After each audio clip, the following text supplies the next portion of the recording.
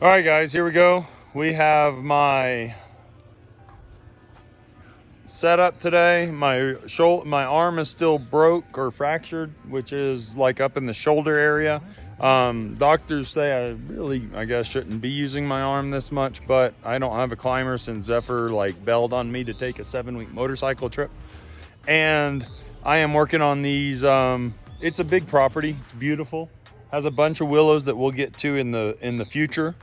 But they've got this big weeping willow over here that's over the greenhouse, has some downward growing and less than ideal conditions in it as far as just strength of the branches. We get this year we've been getting 100-mile-an-hour, 90-mile-an-hour gust of wind. So of course they don't want that to fall on the greenhouse. So we're gonna be thinning that out. Bradley here, he is green as green gets. So I'm training him as well. And so green, in fact, he doesn't run a saw yet. So we're getting into that. We'll be getting the dead out of this willow, getting it off the house.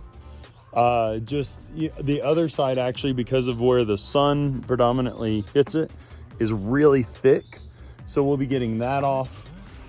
These, we're just gonna be thinning out a little bit. They're pretty satisfied with how they look, but they're crossing a bit. There's some branches that are growing in a downward and less than ideal pattern toward the house. Over here, same thing. Got a little bit of thickness up there that needs to come out. This one, we're gonna lighten up this lead over here a little bit, get out some of that inner growth that's just cluttering. And then this one, we'll do very little, but some, trying to get it off this ash tree and things to provide better growing power for it. One day I'll probably end up climbing that cottonwood in the back to trim it a little bit. And today, because I am what I am with the conditions I'm in, I'm using this lift. I have a fresh silky blade, thanks to Gap Arbor Supply, of course, because, well, they're awesome and they help me out a lot. And this thing is, I'm so looking forward to using a fresh blade. It's been almost 8 months since my last one and it was just really pitched up. Also gonna be doing these trees up front that I'm working on. Man, this property is beautiful. And these cottonwoods here, like that lowest, well, that second up but more horizontal growing branch is just too leveraged. It's too long, needs to come out. Little bit of thinning up there. These trees are kind of crowding, so looking for crossing up in these areas. Anything that's intergrowth that's going to impede or compete, and then thin just slightly. There's a couple of fractures from the wind and stuff in these, so we'll be getting that out as well. So guys, still be careful out there. Well, part of it is I'm fatiguing easier than normal because I haven't been climbing or even doing work in buckets or anything for about 6 weeks. And it's the middle of the summer, of course, it's August, and it's like 92 degrees, 94 degrees with high UV, and man, it's hot. So even drinking lots of water and stuff on Tuesday, I did a 16-hour cutting day. And then Wednesday, I went and I did a 12-hour day of work. And by Wednesday, I was so just burnt out. My muscles were like spasm, what is it called? Cramping. And it was just, I had multiple muscles cramping all at one time to the point to where I almost felt like I was going to throw up.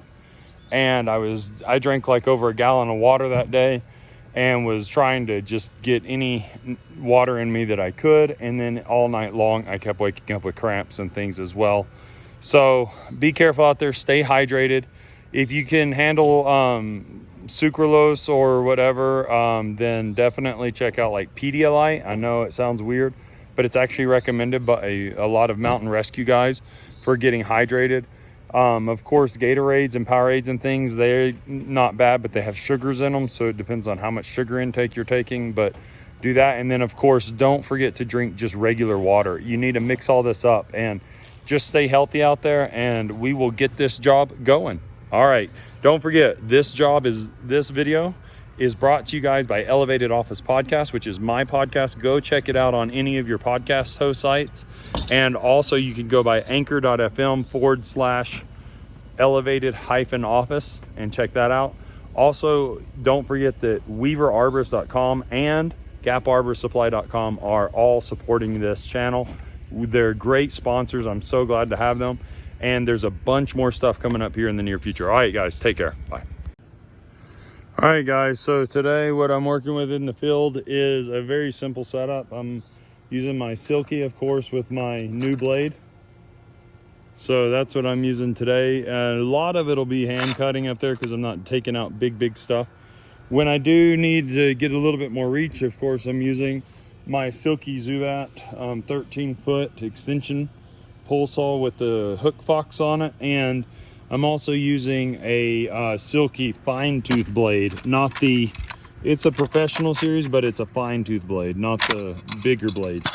And I'm using my brand new Teufelberger ecstatic rope, 12.7 I want to say it is, or 12.5, and I'm using that on my rigging wrench, which is awesome, by the way. We'll talk about that in another video. And I'm using that on a Rock Exotica Pirate with a monkey. This is actually a Monkey Beaver Speedline sling that I'm using here, and I've got another one girth hitched to just a nylon sling, a Weaver CMI. I think this is CMI, just for bigger girth areas, and that's what I'll be using. So just a very simple setup, nothing huge coming out of these trees that I know of, and that should work at all.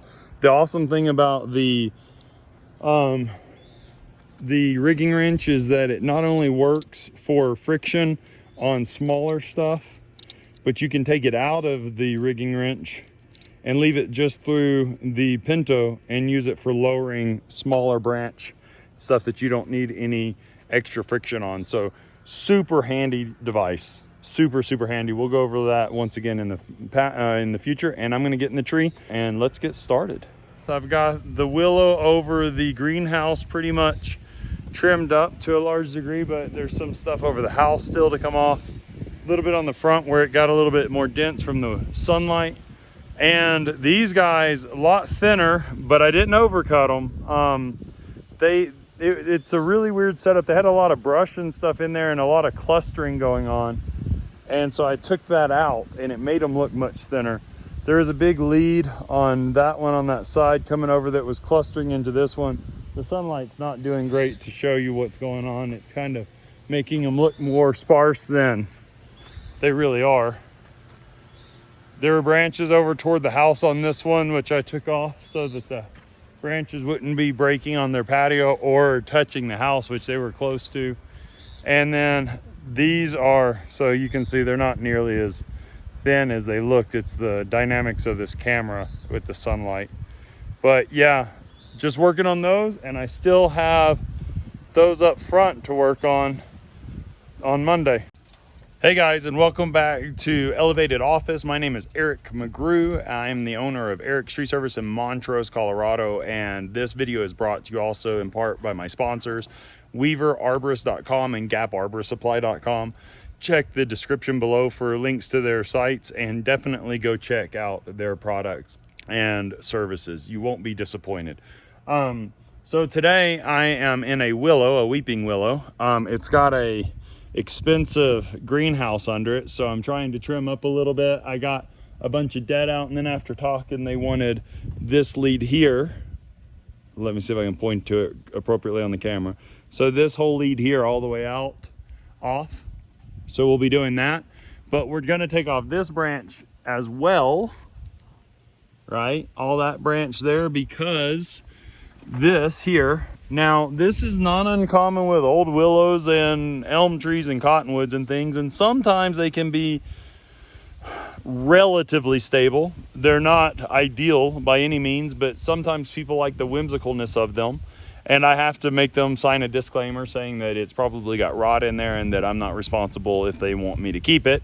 But after speaking to the couple that own this place, they decided, well, I don't know, I'm not real sure. And I said, well, I really think you should take it off, because other smaller crossing growths and crossing branches like this, they had a lot of rot inside here. So later I'll show you what it looks like once I cut it off. But this thing is really, really open. So there's a lot of potential for an insect to get in all these little crevices that you see here, right? It's pretty much that way all the way around. The one good thing is that it's not seeping real bad, but it's also got a third fusion on this side, if you can see that, where it's actually 3 branches with this small one right here growing in amongst the 2. So it's a really kind of funky little union here. And I'm going to show you what it looks like now that I've taken the brush off. I didn't think to actually get the video while the brush was on it, but it wasn't much better. But we're going to show you what this, I mean, this is a big union. And you can see where they cut something in the past there. And so it's got even more rot and decay in there, most likely. And then there's another trim there. So something is, yeah, this needs to come off for sure. And we are going to go over what this thing looks like. So now we're up here at the top. That's where it is down there. If you can see that union down there, right? That's where we were talking earlier. And look at this thing move, man. Whoa. I mean, all branches move a lot, but this is, I'm barely touching it. And it's like just wobbling, you know, a couple of feet in direction, maybe a foot, something like that, 16 inches. And this forked off, as you can see right here. And one went over their car and the other one went over their house. So it's definitely a weak branch that needs to come off, and we are going to take it out and take off that other one as well. So here we go.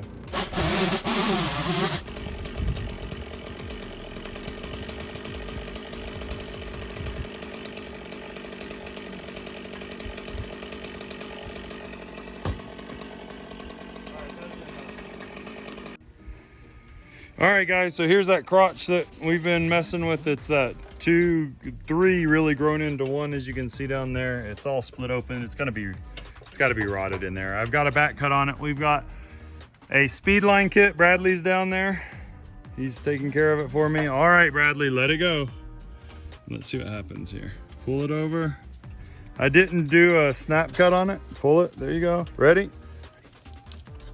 I might have to cut it loose with my handsaw. Hold on, because I didn't do a back cut trying to hold it for the camera. I mean, undercut for a snap cut. So here we go. There it goes. Woo!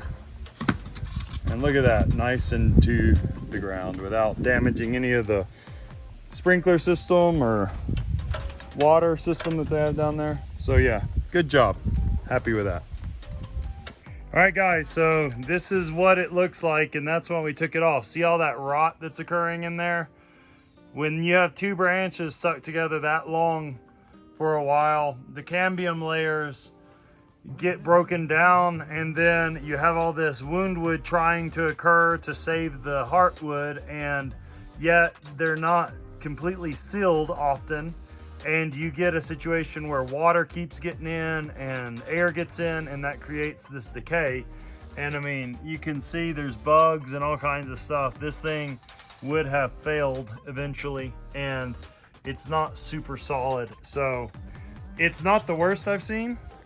I've seen worse where it was like leaking liquids and fluids and stuff, but it's still not a very solid union at all. So if you can convince your clients to take it out, definitely do so.